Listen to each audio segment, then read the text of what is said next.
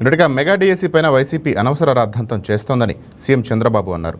ఏలూరు జిల్లాలోని కలిదిండిలో పట్టాదారు పాస్ పుస్తకాలను సీఎం చంద్రబాబు పంపిణీ చేశారు. అక్కడ ఏర్పాటు చేసిన బహిరంగ సభలో ముఖ్యమంత్రి ప్రసంగించారు. ఇచ్చిన మాట ప్రకారం అధికారంలోకి రాగానే డిఎస్సి వేశామని, కానీ ఆ ఉద్యోగాలు ఇవ్వకుండా వైసీపీ నేతలు 356 పిటిషన్లు వేశారని విమర్శించారు. కష్టపడి చదివిన వారికి ఉద్యోగాలు ఇస్తే సంవత్సరం తర్వాత వైసీపీ వారు రోడ్డెక్కి వచ్చి ఆందోళన చేయడం ఏంటని చంద్రబాబు ఎద్దేవా చేశారు. వైసీపీకి వ్యతిరేకంగా కర్నూలులో టీచర్లు ఆందోళన చేశారని, ఆయన మళ్లీ ర్యాలీలు ధర్నాలు చేస్తున్నారని, అసలు వారికి సిగ్గుండాలని విమర్శించారు. మీరు చూశారు, నేను అడుగుతున్నా, నేను మొదటి సంతకం పెట్టాను. నేను పవన్ కళ్యాణ్ గారు ఆ రోజు ఆలోచించి ఎన్నికల ముందు చెప్పాం, పేద పిల్లలు ఎవరైతే చదువుకున్నారో నిరుద్యోగులకు ఉద్యోగం ఇస్తాం, మెగా డిఎస్సి పెడతాం, మొదటి సంతకం పెట్టి 1 సంవత్సరంలో ఉద్యోగాలు ఇస్తామని ఆ ఉద్యోగాలు ఇచ్చాం. ఉద్యోగాలు ఇవ్వకుండా చేయాలని 350 సార్లు కోర్టుకు వెళ్లారు. అన్ని వెకేట్ చేపించాం, ఉద్యోగాలు ఇచ్చాం. వాళ్ళ రమ్మన్నాం, కుటుంబాలతో వచ్చారు. వాళ్ళు ఒక్కొక్కసారి చెప్తే ఆనందం కలిగింది. చిన్న పిల్లల్ని వదిలిపెట్టి రాత్రింబగుళ్ళు చదువుకొని భర్తల సహకారంతో ఆడబిడ్డలు చదువుకున్నారు, భార్య సహకారంతో భర్తలు చదువుకున్నారు. 7 ఏళ్లు 5 ఏళ్లు పడిన కష్టానికి ఫలితం వచ్చిందని ఆనందపడ్డారు. అలాంటి సెంటిమెంట్ తో వాళ్ళు వచ్చి అది తీసుకున్నప్పుడు నేను చూశాను.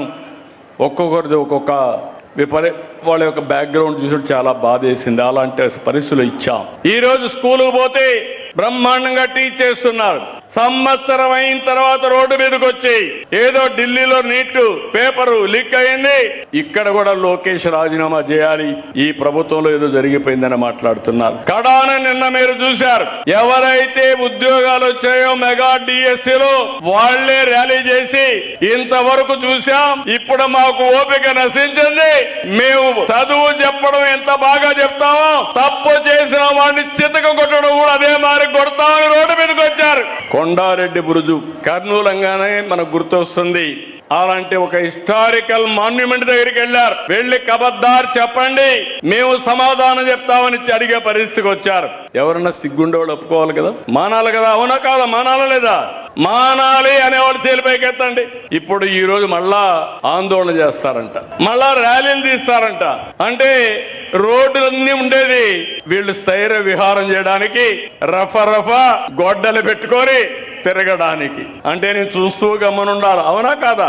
ఉండాలనా? ఏమమ్మా ఆడబిడ్డలు మీరే చెప్పండి. నేను గాని చూస్తూ ఉంటే ఈ రాష్ట్రంలో ఎవ్వరికీ రక్షణ ఉండదు. నిద్ర పోనీరు. ఊరికొక రౌడీ, పేటకొక రౌడీ, గంజాయి బ్యాచి అందరినీ తాగించి మీకు నిద్ర బట్టని రాత్రులు తయారు చేయడానికి ప్రణాళికలు తయారు చేస్తున్నారు.